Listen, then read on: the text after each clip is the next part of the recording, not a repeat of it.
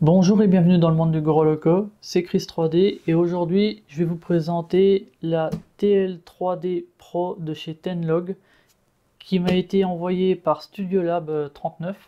Moi j'ai reçu la version luxe. Je vais vous expliquer les détails après des versions.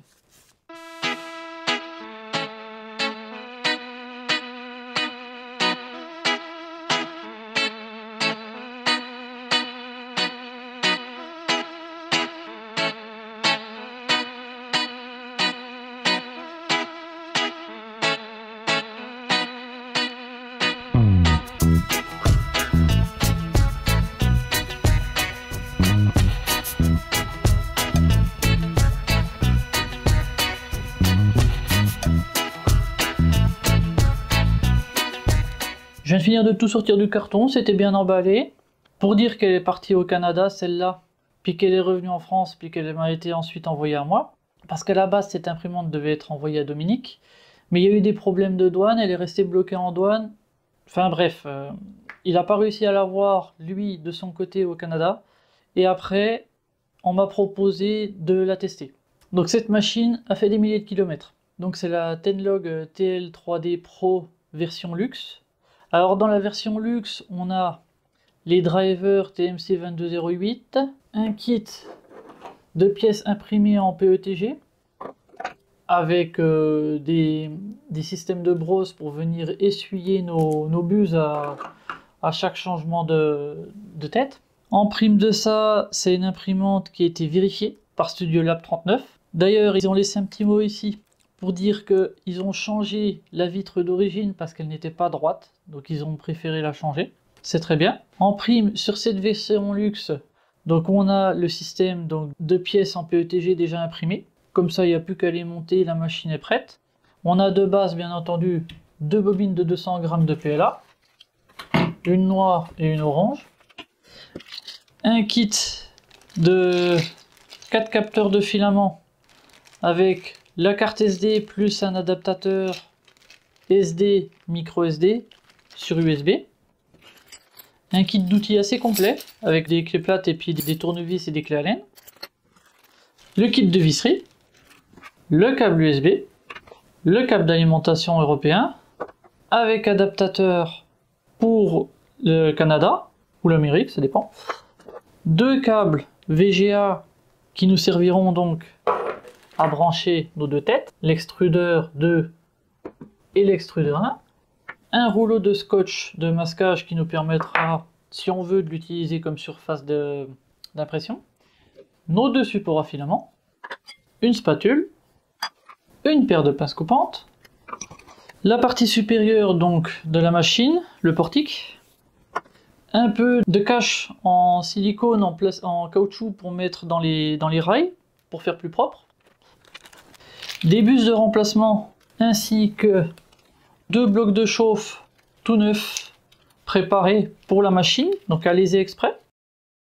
Les pièces qui sont fournies avec la Tenlog standard TL3D Pro, c'est la base, les deux bobines de filament de 200 grammes, les supports de filament, le scotch de masquage, la spatule, le kit de visserie, la carte SD avec les capteurs de filament et quelques petits accessoires, le kit d'outils, les deux câbles VGA pour connecter nos deux têtes, le câble USB, la pince coupante, le câble d'alimentation européen avec l'adaptateur américain, nos deux têtes d'extrudeur, le portique et bien sûr le petit manuel.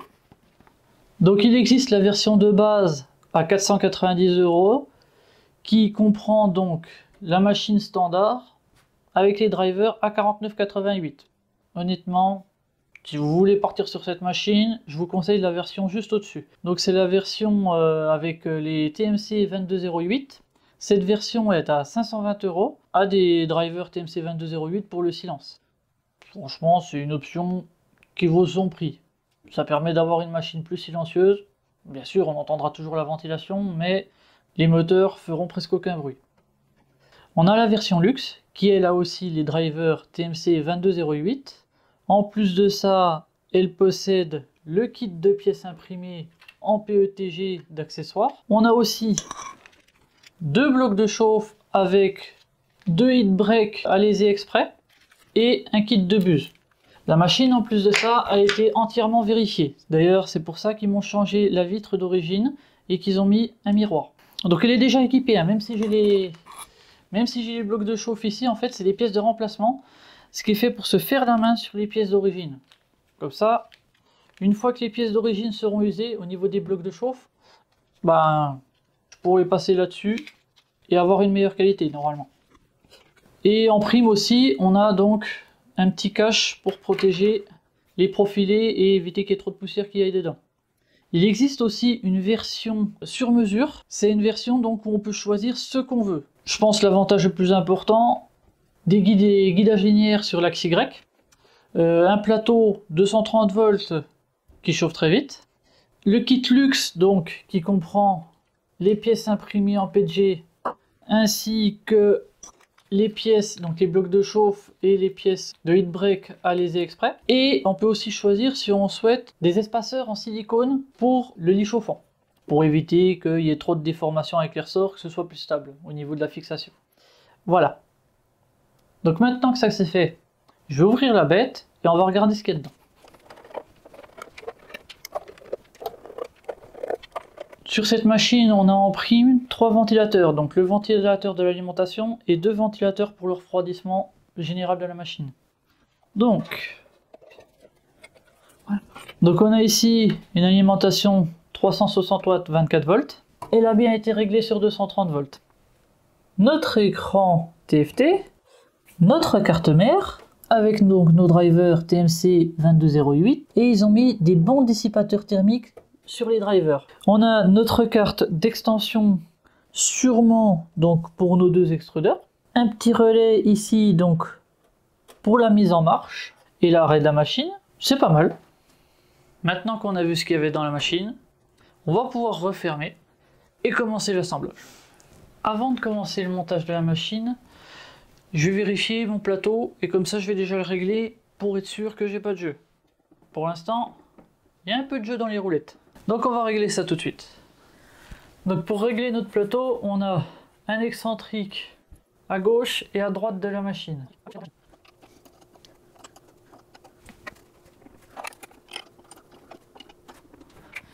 Comme je pense qu'elle a fait beaucoup de transport, j'ai peut-être la mécanique qui a un petit peu bougé. Donc je vais desserrer mes 2 profilés qui maintiennent mon axe Y et les desserrer les 2 pattes qui se trouvent devant, qui tiennent mes poulies, pour revérifier la mécanique et tout réaligner en bougeant le plateau.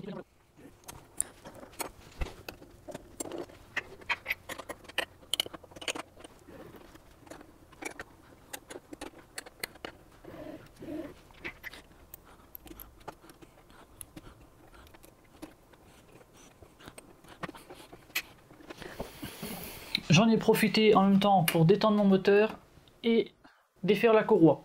Ça me permet d'avoir un coulissement libre et je vais sentir comme ça si j'ai des problèmes au niveau de la mécanique.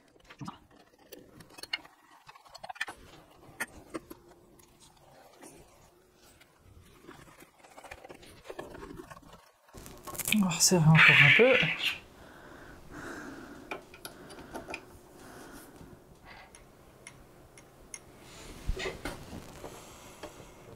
Voilà. Donc le côté là c'est bon. Ok. Donc mes excentriques sont réglés. Maintenant je vais resserrer mes profilés en place en ayant mon chariot le plus en arrière pour que mon chariot en fait me guide l'alignement du serrage. Donc on va retendre notre moteur. Donc notre moteur d'Y est réglé. Et là, avec un doigt, le réglage est très bien.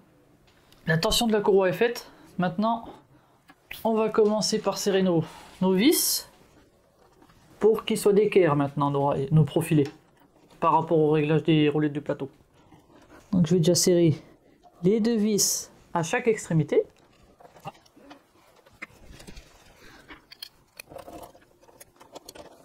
On va approcher notre chariot au maximum. Voilà. On va serrer les 2 vis. Et maintenant, il ne nous reste plus qu'à resserrer les vis qui nous tiennent donc les profilés au châssis.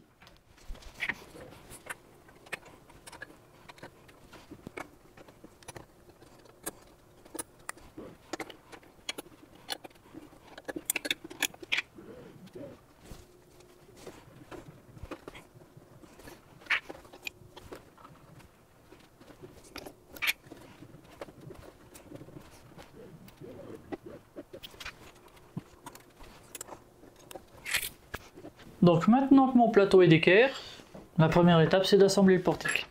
Mais avant on va faire une petite vérification sur le portique qui est conseillé par Studiolab. Ici, sur notre portique, Studiolab nous conseille donc de resserrer les vis qui nous tiennent donc les platines des fins de course. Les serrer, pas les desserrer. Donc on va le faire tout de suite.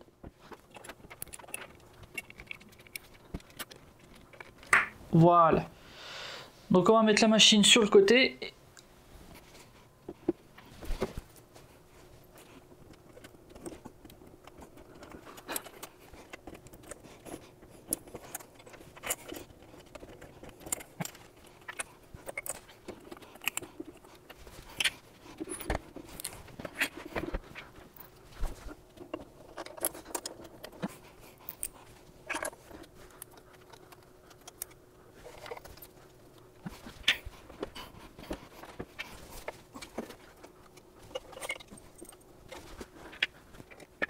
Je vais en profiter pour vérifier l'équerrage de ma structure, qu'elle soit bien droite. On est bien. On est bien. Et maintenant, je vais terminer le serrage. Donc la structure principale assemblée. Maintenant, il nous reste les têtes d'extrusion à monter. Donc on a l'extrudeur 2 qui vient du côté là. L'extrudeur 1.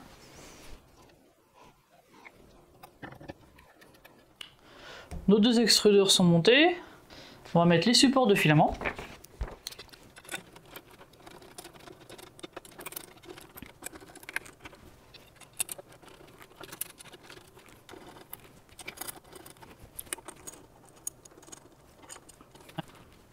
Donc nos supports de bobine sont montés. C'est bon. Il nous reste à brancher la machine.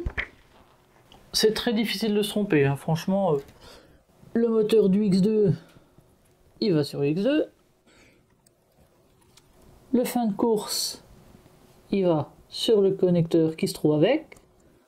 Hop, voilà. On rentre un petit peu le câble à l'intérieur. Voilà. On va faire pareil de l'autre côté. Pardon, moteur du Z2. Ici, donc le Z1. Avec son capteur du Z. Voilà. Le connecteur du plateau.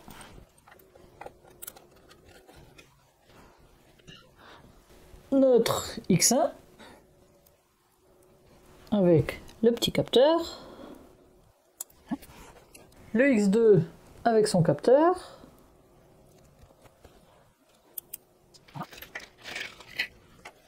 Nos capteurs de fin de filament.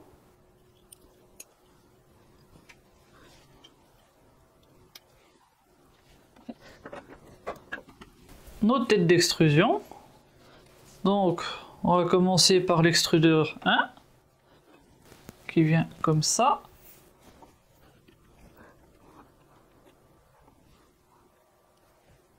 La connectique VGA est sympa. Moi j'aime bien en tout cas.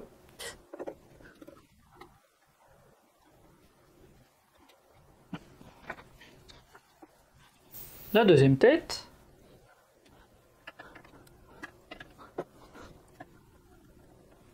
Faites attention à ne pas coincer le fil du capteur de fin de filament.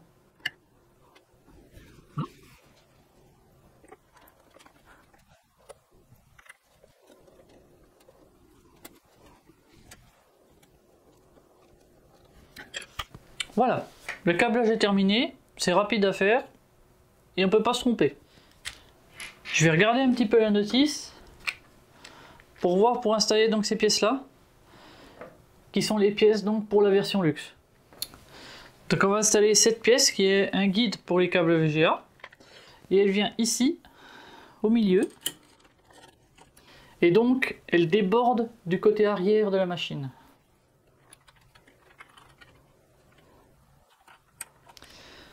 Donc dans ces deux pièces là, on a deux tiges à l'intérieur qui sont montées sur roulement pour que les câbles coulissent facilement. Donc bien sûr, comme j'ai branché les câbles, il faut que je les débranche pour les faire repasser dedans. Donc on va installer les deux supports avec les deux brosses.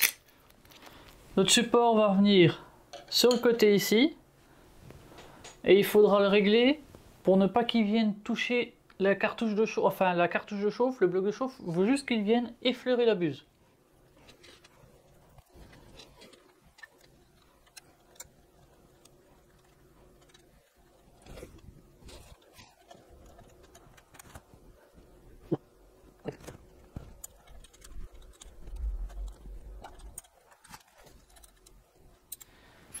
Voilà, nos deux pièces pour essuyer donc nos buses sont en place. On va maintenant installer les patins pour éviter les frottements des courroies. Donc on vient glisser notre patin en dessous. Et ensuite, on vient serrer ça. Donc le premier chariot est fait, on va faire le deuxième. Donc pour les supports de capteurs de filament, il faut débrancher les câbles d'alimentation de chaque extrudeur et venir installer notre support. Donc ensuite, une fois qu'on a débranché nos câbles, on vient insérer nos supports de capteurs en dessous de notre câble VGA. Voilà. Comme ceci.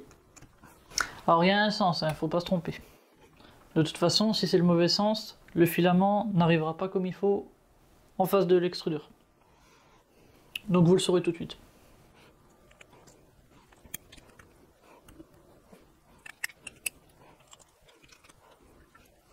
Une fois que nos connecteurs sont serrés et qu'on a nos pièces en place, on vient glisser nos capteurs à l'intérieur. Voilà. Et après, il ne nous reste plus qu'à serrer la vis sur le côté, qui vient tenir le capteur en place. Le montage de l'imprimante est terminé avec les pièces donc luxe, donc les deux brosses, les supports de capteurs de filament, les guides de courroie et le guide pour les deux câbles donc VGA qui servent à alimenter nos têtes. Bon, je crois qu'il est temps de la mettre sous tension. Donc l'imprimante est branchée. Maintenant, on va l'allumer. Alors pour l'allumer, le bouton se trouve sur le côté. C'est un bouton poussoir. Il suffit de donner une impulsion et la machine démarre. On va faire un petit peu le tour des menus. Donc dans les settings, on a pour choisir la langue anglais, chinois, on a nos réglages des steps millimètres, X, Y, Z, les steps de l'extrudeur, la vitesse du ventilateur au repos et donc en marche, la réglage de la température du ventilateur, donc c'est-à-dire à 80 degrés il se coupe ou il se met en route, ça dépend. Je pense qu'à 80 degrés le ventilateur se met en route et il se coupe quand la machine atteint une température inférieure à 80 degrés. Et ici, c'est nos cotes donc pour l'axe, la deuxième tête, la deuxième extrudeur pour préparer l'alignement et corriger un défaut d'alignement entre les deux têtes quand on fait nos prints. Si jamais en faisant un test de calibration, on se rend compte qu'il y a un décalage. Donc ici, Auto Power Off, on peut l'activer, donc c'est-à-dire que comme sur cette machine, la Tenlog TL3D Pro, on a un relais qui nous gère la mise sous tension et l'arrêt si on le souhaite. Donc si on choisit ça, cette option, donc Auto Power Off, l'imprimante s'arrêtera après le print. Donc totalement. Ça évitera une consommation d'énergie. On a la version du firmware. Ici c'est pour faire un calibrage. Ah, un calibrage de l'écran. Ok. Donc ici c'est un calibrage de l'écran.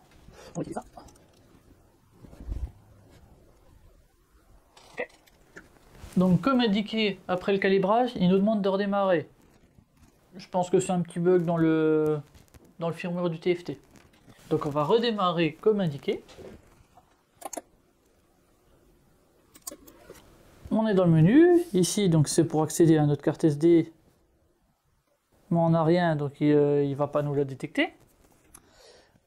Pour bouger nos axes, on va faire un home et voir ce qui se passe.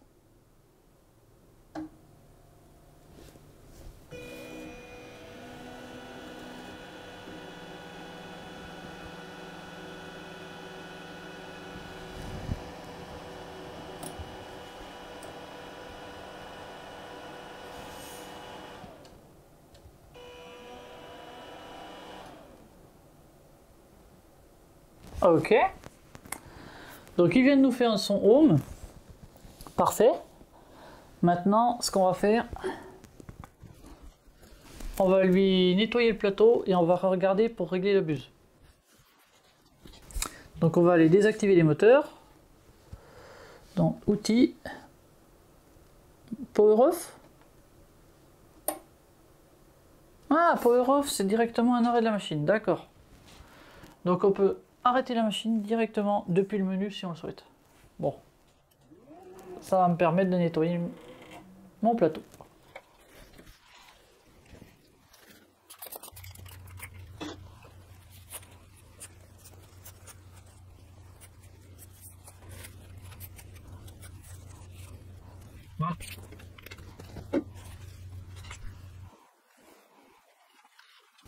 En plus d'avoir nettoyé mon plateau, je vais faire une chose.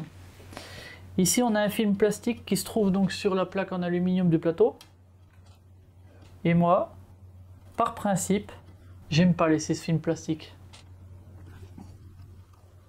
Donc on va retirer ce film plastique. Ce sera mieux.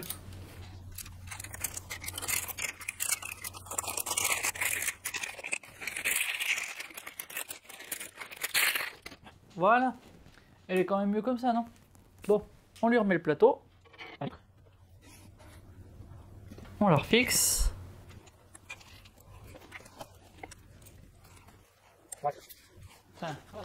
On va la redémarrer et on va régler notre plateau par rapport à la buse.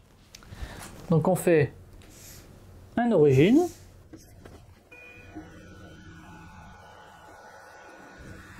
Ok. Parfait. Maintenant, ce qu'on va faire, on va lui demander un nivellement.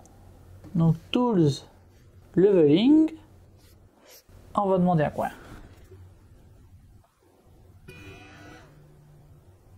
Ok. J'ai oublié de prendre une feuille. Je reviens. Donc voilà, on prend notre petite feuille.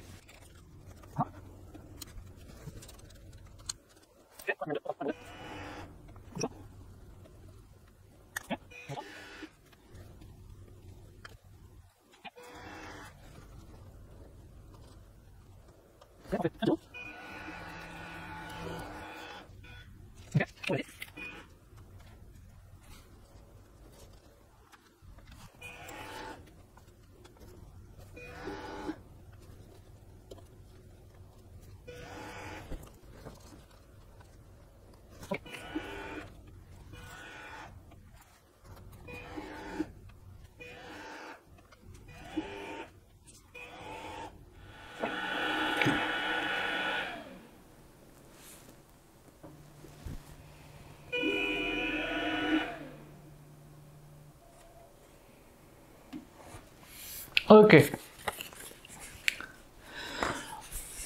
Donc, mon deuxième extrudeur est réglé aussi. J'ai pas besoin d'y toucher. Mais si jamais il y a besoin de faire le réglage du deuxième extrudeur pour la montée descente et donc l'aligner au plateau, là-bas, Donc il y a une vidéo qui est fournie sur la carte SD et qui est très explicative.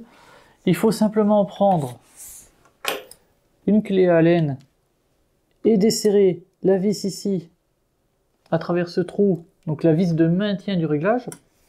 Et ensuite prendre la grande clé, la glisser là en dessous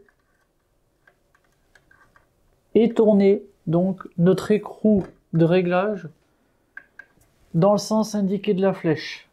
Attention à ne pas coincer les fils, c'est facile de coincer les fils en faisant le réglage. Si jamais les fils vous gênent de trop, vous pouvez défaire le capot, c'est 2 vis derrière à défaire. Ça permet d'avoir un accès plus facile et au moins vous risquez pas d'endommager les fils. Une fois que vous avez fait le réglage et que votre bus touche bien le plateau comme il faut, vous venez ensuite avec votre clé Allen et vous resserrez la petite vis de blocage ici, au milieu.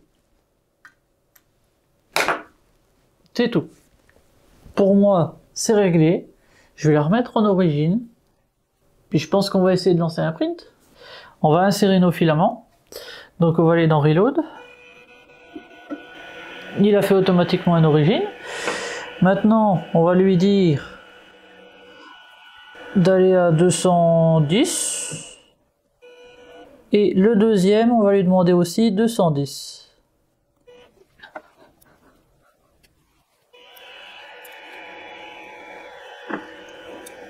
Je confirme que le réglage qu'on a vu tout à l'heure, donc les 80 degrés qui étaient indiqués donc dans les paramètres, c'est la température à laquelle les ventilateurs se mettent en route pour donc les radiateurs des extrudeurs, des hot-end.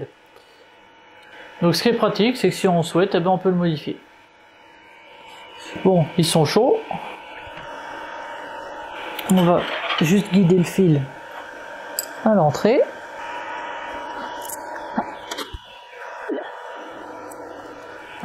Donc on va faire charger nos filaments correctement. Mais avant de charger les filaments, pensez à une chose, si vous avez le kit luxe, bougez donc les petites brosses pour ne pas faire d'amas de plastique sur les brosses. Donc on va, hop, outils, reload. Non. Le premier c'est bon, nos filaments sont chargés. Donc ici on a l'option pour choisir le type d'impression qu'on va faire. Si on fait une impression à 2 matériaux, si on fait une impression à duplication, donc c'est-à-dire chaque tête va imprimer la même pièce exactement, chacun de son côté, ou si on fait une impression en miroir. Donc en miroir, c'est-à-dire il y a une tête fait une pièce, l'autre tête fait la même pièce, mais avec toutes les côtes inversées. Donc ça peut être pratique pour certaines pièces à faire en série. Maintenant, on va regarder ce qu'il y a dans la carte SD, puis on va lancer une impression. L'avantage aussi, c'est que c'est une vraie carte SD et pas une micro SD. Donc c'est plus facile à manipuler et on a moins de chances de la perdre.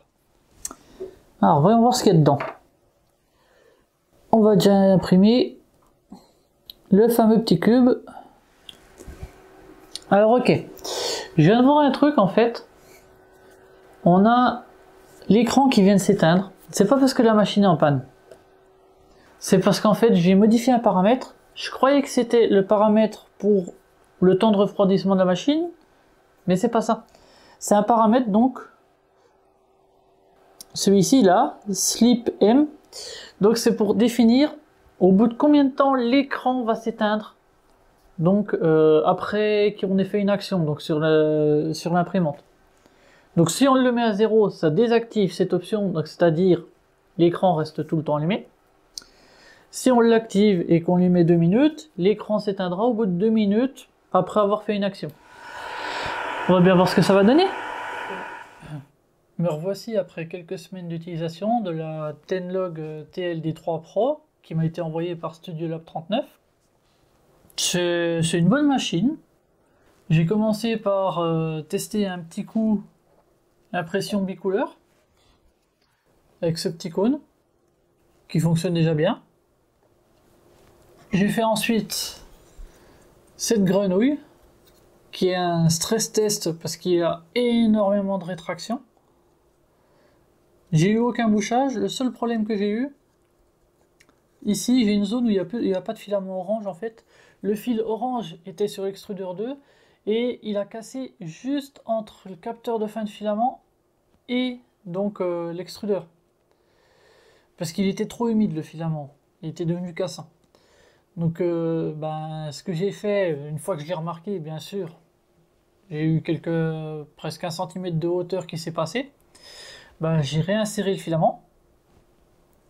Et après, ça a continué l'impression normalement. Donc je suis vraiment étonné quand même du résultat avec du filament qui était humide. Après, ce que j'ai fait, pour vérifier l'alignement donc de mon deuxième extrudeur par rapport à l'extrudeur 1, j'ai imprimé le petit carré ici, donc qui permet de vérifier en fait l'alignement entre les deux extrudeurs, c'est un décalage. Donc j'ai fait quelques petits réglages donc dans les paramètres, c'est pas bien méchant. Et une fois que c'est réglé, après, on peut faire tourner la machine non-stop. Donc j'ai fait mes petits cubes là en IDEX. Donc en même temps, en duplication, j'ai généré un G-code pour celui-ci et après j'ai choisi le mode duplication. Ça va bien. Les deux têtes travaillent en même temps, donc ce qui fait qu'on met autant de temps à imprimer un cube qu'à en imprimer deux. Donc ça c'est génial. Pour ceux qui ont besoin de faire des pièces en plusieurs unités, ça vaut vraiment le coup. Ensuite, j'ai testé le petit chien ici, en 2 couleurs. Bon, j'avais pas de troisième couleur, donc j'ai pas pu faire les yeux d'une autre couleur. Mais c'est bien passé. Le seul petit problème que j'ai, c'est quelques petites bavures. Donc en fait, quand l'extrudeur va se parquer pour aller prendre l'autre extrudeur et qu'il revient, en fait, il y a une légère bavure, des fois, pas tout le temps, qui vient se coller sur l'impression. Donc ça laisse des petites marques. Je pense que il n'y a pas besoin de tour de purge hein. Sur ces machines, j'ai fait aucune tour de purge. Mais par contre, ce que je pense qu'il faut faire, c'est mettre un bouclier anti-bavure autour. Comme ça, la buse viendra racler entre guillemets le bouclier qu'il y a autour avant d'atteindre l'impression. J'ai fait aussi la statue de l'île de Pâques en 2 couleurs. Donc en passant, c'est du PLA Sakata Granit, du PLA 850 et du bleu pailleté de chez Optima, je crois. Et elles vont bien ensemble. Donc pareil, lui, c'est très bien imprimé, il a pris, allez, je dirais 15 heures environ, peut-être un peu plus. Et donc, comme on peut le voir, du côté là, tout s'est très bien passé. Et du côté ici, en fait, j'ai des petites bavures. Quand j'ai mon filament bleu, en fait, qui revenait, mon extrudeur 2, qui revenait en place, mais il me mettait des petites bavures de temps en temps. Mais autrement,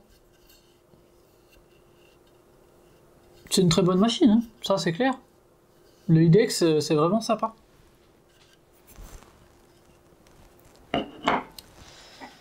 J'ai fait aussi donc ces 2 vases en mode duplication. Voilà. Donc j'en avais un comme ça et un autre comme ça. Ils se sont imprimés en même temps. C'est vraiment fun à voir fonctionner comme ça. Ils sont très bien imprimés aussi, donc ça, il n'y a pas de souci. Les modes duplication miroir fonctionnent très bien. Le Cura aussi 4.4.0 qui est fourni donc avec sur la carte SD fonctionne très bien avec les profils d'origine de chez qui ont été envoyés avec la carte SD. Donc il suffit juste de régler en fait ces matériaux pour dire le diamètre de la buse, la rétraction, la vitesse, la température. Mais après c'est bien, ça fonctionne très bien. Après moi j'ai le système de brosse, donc comme j'ai la version de luxe en fait de la machine, donc ils ont fourni les brosses. Mais je suis pas très fan des brosses. C'est pratique, mais quand on regarde bien, ça nous fait ici donc des petits amas de plastique quand on laisse les brosses comme ça. Je suis pas trop pour. C'est bien, mais je pense qu'il y a mieux. Et je me suis inspiré des fichiers qui étaient fournis sur la carte SD. Parce que sur la carte SD, en fait, on a des petits fichiers comme ça, donc des bacs en fait, qu'on vient mettre à la place. Avec ici, c'est une bande de silicone en fait, que j'ai acheté, du silicone haute température, en 2 mm d'épaisseur. On vient glisser la bande là-dedans, et ça nous fait un petit racleur. Donc la buse, quand elle va venir en fait, elle va venir racler donc le silicone. Et je pense que ce sera mieux que la brosse parce que ça évitera que le plastique, quand on vient amener du filament, ne vienne faire un amas dans la brosse. Après, c'est au choix. Hein. Ça fonctionne aussi avec la brosse, hein. C'est juste que je pense que c'est un peu mieux. Et donc celle-ci aussi, de pièces, je l'ai faite en duplication, enfin en miroir, pardon. Comme ça m'a fait une pièce dans le sens là et une autre comme ça, en même temps. C'est un gain de temps vraiment énorme. Donc c'est vraiment génial, ça j'adore.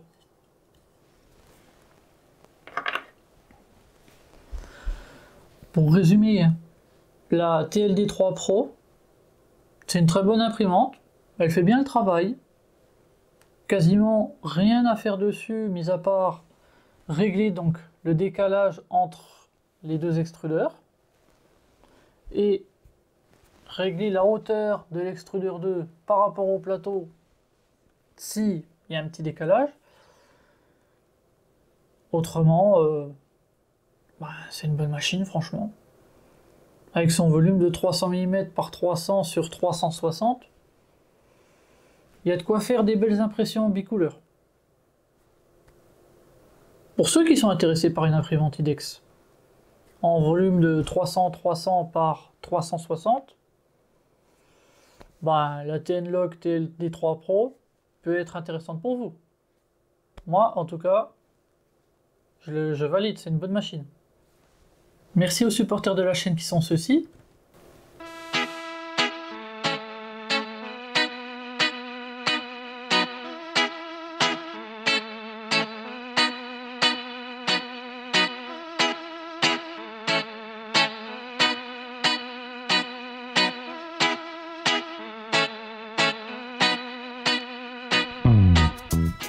Si vous avez aimé la vidéo, mettez un like, abonnez-vous à la chaîne, merci et à bientôt.